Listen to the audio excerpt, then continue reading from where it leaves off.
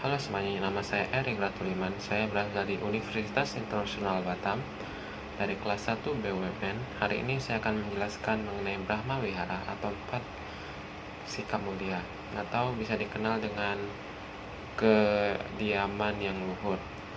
Namun 4 sikap mulia ini bisa dihilangkan karena hal-hal seperti kegelapan dalam hati, keserakahan iri hati, egois, dan lain-lain. Brahma Wihara ini sendiri terdiri dari 4, yaitu Metta, Karuna, Mudita, dan UPK. Metta sendiri adalah cinta kasih tanpa pilih kasih, yaitu cinta kasih kepada semua makhluk hidup dan bukan terbatas kepada sesama manusia saja, namun cinta kasih secara universal. Contoh yang bisa kita ambil di sini adalah seperti cinta kasih kita kepada adik kita, misalnya kita ambil. Kita cinta kasih ini tanpa memandang apa-apa, dan juga cinta kasih kita kepada hewan dan sebagainya. Dan lalu ada juga contohnya seperti kita membantu orang tapi kita tidak mengharapkan imbalan apa-apa, dan hanya berdasarkan cinta kasih kita kepada semua orang, semua makhluk yang ada di dunia ini. Selanjutnya adalah karuna. Karuna bisa diartikan sebagai membuat hati seseorang yang baik bergetar ketika melihat pihak yang lain terkena penderitaan. Misalnya ada seseorang yang terkena penderitaan dan membuat hati kita ini juga merasakan menderita sama seperti mereka, dan kita ingin membantu mereka. Misalnya contohnya itu seperti ada teman kita yang sedang gagal dalam ujian dan kita merasakan penderitaan yang mereka rasakan dan kita membantu dia. Bisa lagi contohnya seperti ada teman kita yang lagi menderita, misalnya lagi terjatuh di suatu tempat, dan kita membantu dia dan membantu dia dalam menyembuhkan lukanya. Lalu ada mudita. Mudita adalah sifat simpati, yaitu turut merasa gembira atas kegembiraan pihak lain. Contohnya ada pihak yang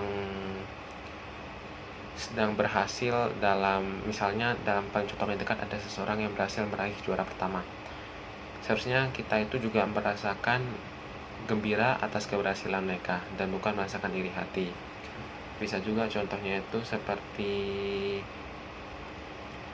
misalnya ada orang yang dipromosikan dalam tempat kerja, contohnya abang kita juga bisa turut merasa gembira atas keberhasilan mereka dengan mengucapkan selamat kepada mereka. Lalu ada UPK. UPK artinya sikap yang tenang, seimbang, atau dapat diartikan melihat dengan benar melalui kebijaksanaan, yaitu tanpa kemelekatan atau tanpa keengganan, tanpa kesenangan dan atau ketidaksenangan.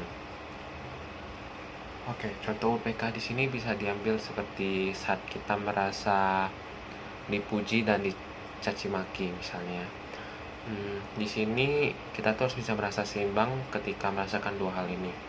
Ketika dipuji kita jangan terlalu senang, dan kita pas diomongin orang jangan terlalu sedih. Kita harus bisa merasakan seimbang atas dua hal yang terjadi pada kita. Dan misalnya juga ada keadaan bahagia dan juga keadaan pas kita sedih. Jangan terlalu bahagia dan jangan terlalu sedih. Kita harus bisa bersyukur. Ketika kita bahagia kita juga harus bersyukur, dan ketika tidak sedih kita juga harus bisa bersyukur kepada Buddha atas apa yang telah dia berikan kepada kita.